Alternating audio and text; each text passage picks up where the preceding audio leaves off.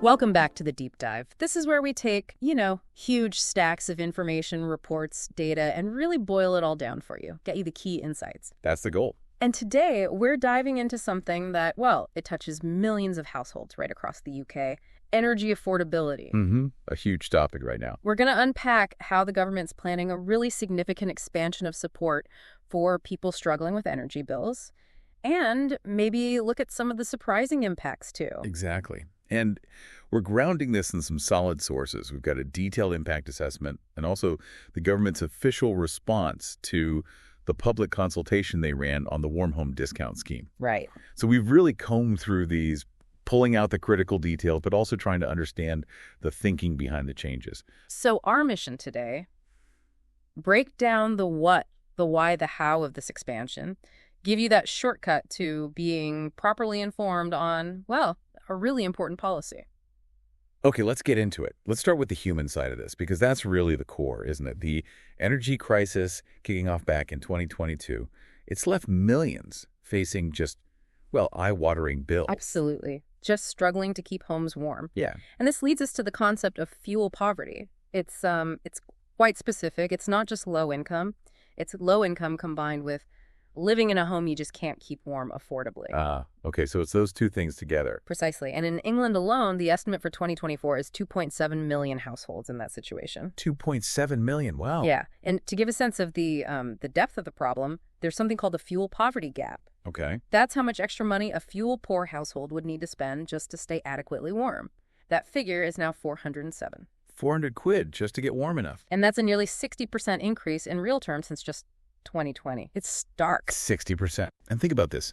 9 million households spending over 10% of their income on energy bills in 2024. 9 million. That's more than double the rate back in 2020. And it's not just what they're spending, right? It's also about debt. Exactly. That's the other side of the coin.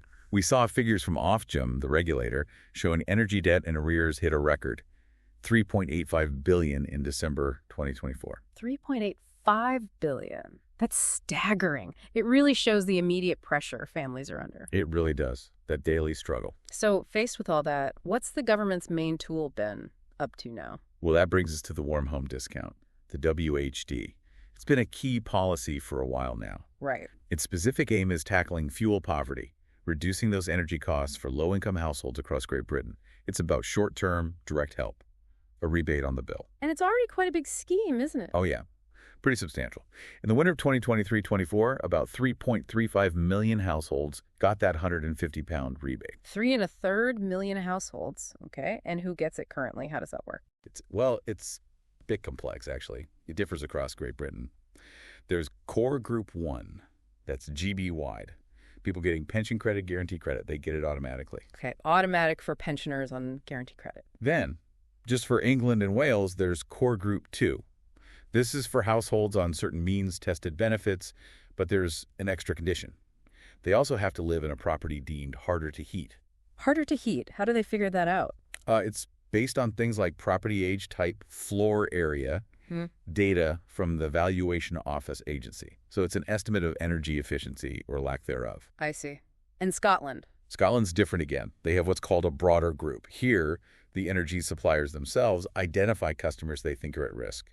But crucially, there's a limited pot of money for this. Right. So the big challenge has been hitting exactly the right households, the fuel-poor ones. That's why they use benefits and this hard-to-heat thing in England and Wales. Exactly. It's a proxy measure because directly identifying every single fuel-poor household is really difficult. And how easy is it to get? You said automatic for some. Yeah, mostly automatic now. Last winter, 92% were automatic, which is a big improvement. That's good. But still, 8% had to contact a helpline. Maybe their details didn't match or something else went wrong. So still a hurdle for some people. Okay, so that's the current picture. Now, the big change they've consulted on. Right, the central proposal. Yeah. The government is planning to remove that high cost to heat threshold for people on means-tested benefits in England and Wales. Just get rid of it. Yep. So if you're on an eligible benefit, you'd qualify based on that alone. Much simpler. That sounds like a huge simplification, and it must mean a lot more people qualify. A massive expansion. The estimate suggests this change will bring the total number of households getting support up to around 6.1 million across Great Britain. 6.1 million. Wow, that's up from what, 3.35? Exactly, an increase of about 2.7 million households, nearly doubling the scheme's reach. That's a really big shift. Why make such a significant change now? What's the rationale? Well, there are a few key drivers mentioned. First, equity. The simple fact that high energy prices hit low-income households is proportionally hard. And heating isn't optional, is it? It's a necessity. No, absolutely. Second, there are these wider benefits, sometimes called externalities. Cold homes cause health issues, discomfort, financial hardship. So helping with energy costs could improve public health, maybe even reduce strain on the NHS, although that's harder to put a precise number on. Makes sense. And third, it just directly aligns with stated government aims, tackling fuel poverty, improving energy affordability. This change is seen as a direct way to push towards those goals. Now, funding, this is crucial. How is this all paid for? Good question. Is it general taxes? No, it's not. It's funded through a levy on all domestic gas and electricity bills. Ah, so everyone who pays an energy bill contributes. That's right. All bill payers chip in, whether they get the discount themselves or not. So with this big expansion, what does that mean for everyone's bills? Are they going up? Yes, the levy will increase. The estimate is that the average dual-fuel household's annual bill will go up by about £15 because of this expansion. £15 more per year. Yeah, which would bring their total contribution towards the WHT scheme to around £37 a year, up from about 22 NTs currently. Okay. And the total value of the scheme itself? That's set to rise significantly, too, from around $600 million currently to roughly £1 billion per year. Wow, okay. A £1 billion scheme funded by all bill payers.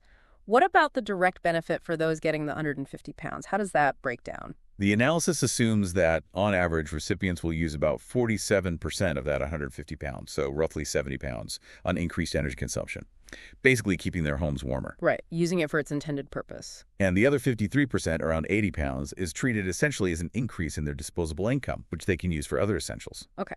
But wait, if everyone's paying the higher levy, including the people getting the discount, does that reduce their overall benefit? It does, slightly. That's the trade-off. Because they also pay the increased levy, their net benefit from the £150 rebate drops a bit.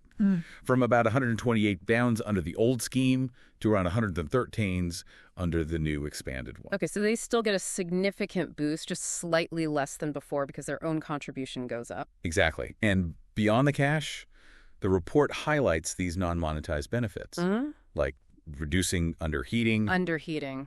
Just not heating your home enough. Yeah, living in colder conditions than is healthy or comfortable because you can't afford the heating. Reducing that could lead to better health, better social outcomes.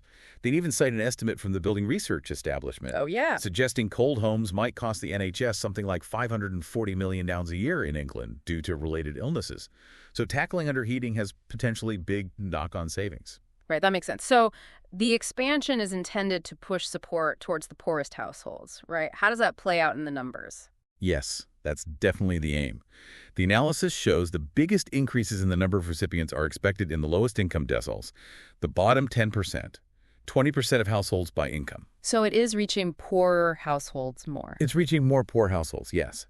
But here's where it gets a bit nuanced. There's a difference between the hit rate and overall coverage. Okay, break that down for us. Hit rate versus coverage. So the hit rate measures what proportion of the people actually receiving the discount are officially classified as fuel poor under the specific English definition, the Low Income, Low Energy Efficiency, or ALLI metric. Right. Because the new criteria are broader, just being on benefits, this hit rate is actually expected to decrease. From about 35% currently down to 25%, it's less tightly targeted on just the officially fuel poor. Okay, so it's less precise in that sense. But coverage? Coverage is about the total number of fuel poor households who receive the discount. And that figure is projected to increase significantly. From around 30% of all fuel poor households getting it now up to 45%. Ah, I see. So even though a smaller percentage of recipients are fuel poor, the total number of fuel-poor people getting help goes up quite a lot. Exactly. It's a trade-off. You sacrifice some targeting precision to cast a much wider net. The number of fuel-poor households getting the rebate is expected to jump by 500,000, from 1.1 million up to 1.6 million. 500,000 more fuel-poor families getting help? That's significant. But it still doesn't reach everyone who's fuel poor, does it? Why do some still miss out, even with this expansion? No, it doesn't reach everyone. There are a couple of main reasons. First, there's a large group, maybe around 1 million fuel-poor households in England, who just aren't on the qualifying means-tested benefits, so they're simply not eligible under this scheme structure. Right, they fall through that particular crack. And second, even for those who are technically eligible because they get the right benefits, there are still practical challenges. The government estimates maybe only a 70% conversion rate. Meaning 30% might miss out. Yeah. It'd be down to data issues like the government having an old address, difficulties matching records between departments, or sometimes people just don't realize they might need to proactively contact someone if the automatic payment doesn't come through. Operational friction, basically. Okay, so eligibility doesn't always guarantee receipt. That's important. Yeah. What about the impact on different groups? Did the assessment look at equalities? Yes, it did. And it shows some clear patterns. Households where someone receives a disability benefit, that's about 20% of WHD recipients currently, or where someone has a long-term illness, which is over half of recipients. Wow, over half. Yeah, those households are already disproportionately likely to benefit from the scheme. And the expansion basically extends that advantage to more such households. That's interesting, especially because some groups argue disability benefits themselves should qualify people. What's the government's view on that? The official line is that disability benefits, like PIP or DLA, aren't income assessed in the same way as means-tested benefits. And their data apparently suggests that people on the means-tested benefits are, statistically, more likely to be in fuel poverty. Okay. But it is important to note that separate funding, called industry initiatives, which suppliers manage, does specifically target vulnerable groups, including those with health issues or disabilities. In fact, 42% of that specific pot of money went to households with health or disability needs in 23-24. So there is targeted support there, just through a slightly different mechanism. Right, okay. What about age? The expansion seems to significantly benefit working-age households more, those aged 16 to 59. They make up about 38% of the newly eligible group, whereas they were only 22% of the current recipient group. So a rebalancing towards younger households. Yeah. The report talks about achieving more parity of treatment across age groups, suggesting perhaps working-age families were relatively underserved before. And families with children, or single parents. Definitely a positive impact there. Households with children are projected to be 38% of the expanded recipient group, up from 31%. And it looks particularly helpful for single parents. Why them specifically? Well, single-parent households have a very high rate of fuel poverty, around 25%. And they're estimated to make up about 22% of the newly eligible cohort, even though they're only about 7% of all households.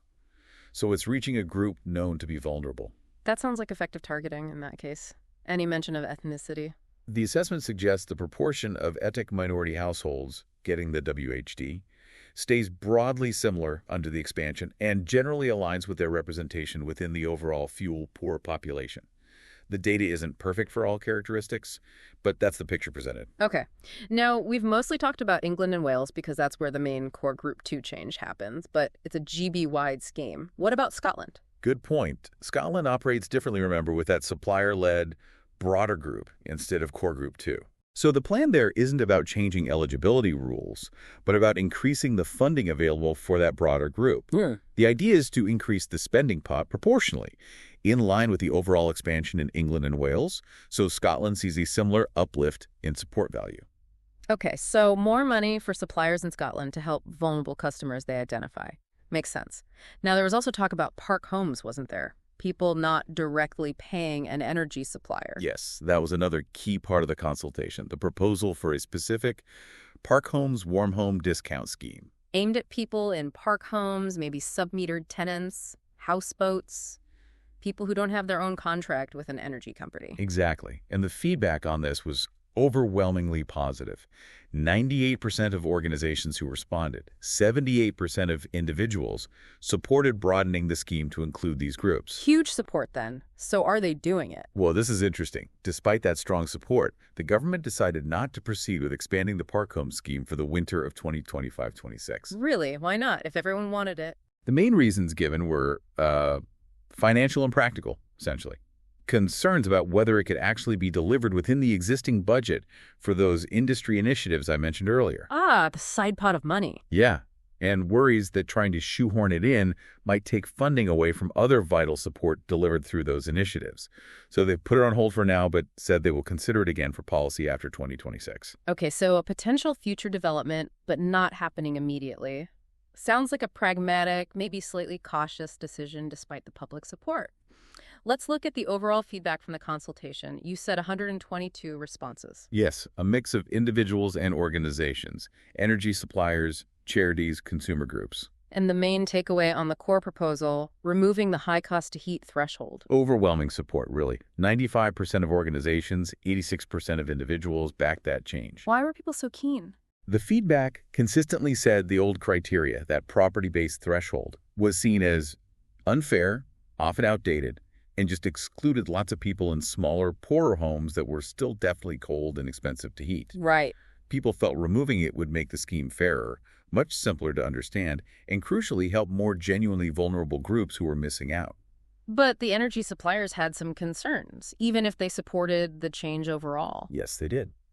While generally backing the expansion's goal, suppliers raised some significant practical worries, mostly about the timing. Timing? Yeah, bringing in new regulations effectively midway through a scheme year. They argued it gave them very little time to prepare systems, update communications, handle inquiries. They also flagged increased admin costs and, importantly, how they'd recover the extra scheme costs. Recover costs? You mean from customers? Yes, through the levy. But their specific concern was around fixed-term tariffs. If they'd already sold fixed deals based on the lower levy cost, how could they recoup the higher cost later? They suggested things like faster cost recovery mechanisms or even government bridging loans. Okay, so practical implementation headaches for the suppliers. How did the government respond to all that? What's the final decision? The final decision is they are going ahead, they're removing the high cost of heat threshold in England and Wales, and they're increasing the Scottish broader group budget proportionally. So the main expansion is happening. And the supplier concerns. They acknowledge them. They've agreed to adjust the regulations to give suppliers a bit more breathing room, specifically allowing more time to issue the rebate notices, extending the deadline to March 31st, 2026. A bit more time then. Yeah, and they've also said they'll work closely with suppliers on managing communications and figuring out the cost recovery issues, trying to smooth the transition. Okay, so the expansion is confirmed. Now, stepping back a bit, you mentioned the economic analysis earlier. Something about equity weighting. That sounded interesting. Ah, yes, equity weighting. It's a really crucial concept in how they evaluate policies like this. It's used in the social cost-benefit analysis. Right. And what it does, essentially, is reflect the basic idea that an extra pound, or pound saved, is worth more in real terms to someone on a low income than it is to someone who's already wealthy. Okay, that makes intuitive sense. A pound means more if you have fewer of them. Exactly. So when they run the numbers for this scheme expansion, Yes. without applying this equity weighting, just looking at the raw costs and benefits, the scheme actually shows a negative net present social value, minus 180 million over its lifetime. Negative. So on paper, it costs more than the direct financial benefits it provides. In simple pounds and pence terms, yes, without considering who gets the benefit. But with equity weighting applied, It changes. it flips completely. Yeah. The net present social value becomes positive, around 330 million for the expanded scheme. Wow. So valuing the benefit to poorer households makes it look like a socially worthwhile investment. Precisely. It highlights that the primary objective isn't just about economic efficiency in the narrowest sense. It's fundamentally about redistribution. It's about getting support to low-income households, where that support has the highest marginal value, the biggest impact on well-being. The positive value reflects that social good. That's a really powerful way to think about policy value beyond just the bottom line. Did the analysis mention other assumptions or uncertainties? Oh yes, the documents go into quite a bit of detail on sensitivities. Things like exactly how many households will fall into the eligible groups each year that can fluctuate. And also assumptions about how people actually respond to getting the rebate.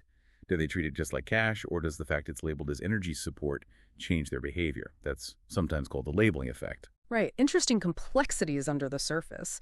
So we've covered a lot of ground there, a deep dive into a really significant expansion of the warm home discount. We've looked at why it's happening, who it's projected to help, the financial implications, and some of those complex trade-offs involved when government steps in like this. Absolutely. I think this exploration really underlines how a change that might seem quite technical. Removing one eligibility rule is actually designed to have a very direct, very real impact on alleviating financial pressure for millions, especially for some of the most vulnerable households. Yeah. It aims to widen access to vital energy bill support, even while acknowledging, the inherent challenges and the fact that no large-scale program like this can perfectly reach absolutely everyone in need. There are always complexities, data issues. True. It highlights the ongoing challenge. Which brings us to a final thought for you, our listeners. As policy evolves, trying to help those most in need, how could we innovate further? How might we ensure support reaches every single household struggling to stay warm? Maybe finding ways to move beyond the current constraints of benefit eligibility or data matching to reach those who are still falling through the cracks. Something to ponder.